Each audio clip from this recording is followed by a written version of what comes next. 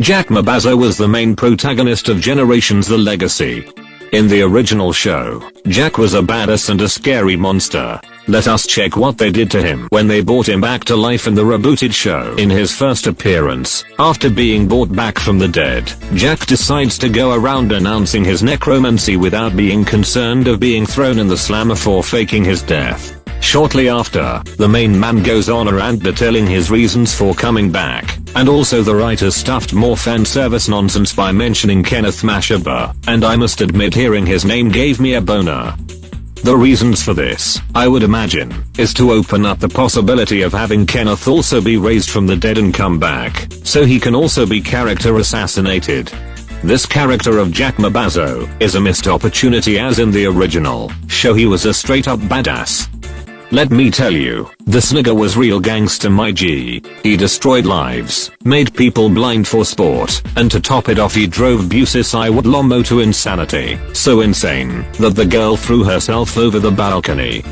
And before you woke soy Twitter junkers say that I'm making fun of mental health, you need to shut up, because I'm making fun of a fictional character.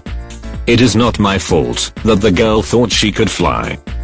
Anyways, Jackie Boy was a baddie, his whole deal was destruction and chaos, and he legitimately felt like a force of nature that couldn't be stopped.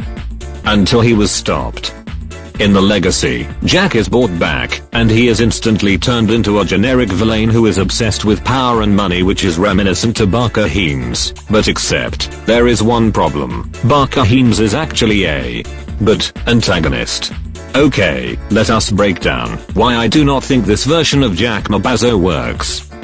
Firstly, the character was stripped of his nuance and simplicity, and opted to turn him into the generic gangster character. Although I compared him to Barker Heems, I now realize that I'm giving him a compliment he doesn't deserve, because Barker is a goated antagonist compared to him. If I really think about it, Jackie Boy is an attempt from the writers to bring back Sibusiso Lomo without actually bringing him back.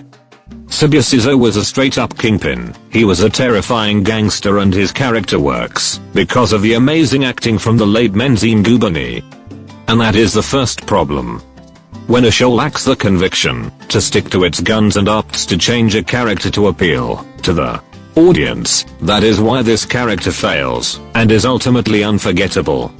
Imagine if the original incarnation of Jack came back, the menacing figure who terrorized people for sport. The characters he antagonizes would actually have something to worry about. They would have legitimate reason to be scared. He never had henchmen, he got things done on his own. He almost reminds me of the Joker from the DC universe, a character who was shrouded in mystery, that his presence is actually spooky. And finally, the way Jack died in Generations: The Legacy was the most disappointing thing I think the show has ever did. Let me explain.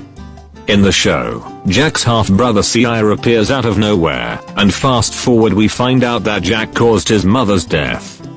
This was amazing, as it seems like Jack was going to get his comeuppings. Which I was hoping for, as I have always had a problem with South African TV villains being seemingly unstoppable. Which he did. But not the way I expected. I wanted Jack to fall by his own hands, and what this means is that it would be more effective if Jack was killed by Sire. It would have been more effective, and made Jack Mabaso's demise more effective and memorable. Instead he was killed by a couple of Russians. Nice work, Wundler. I'm sure that your writers are tapping your brains for pooping out this idea. Now you are without a villain, and your show is more convoluted and predictable than ever, but whatever, what do I know? I'm just a ghost. I would like to take the time and thank whoever watched this video. There is no need to subscribe or like the video, because let us face it, it will get a lot of dislikes. With that being said, this is your friendly neighborhood friend Space Ghost.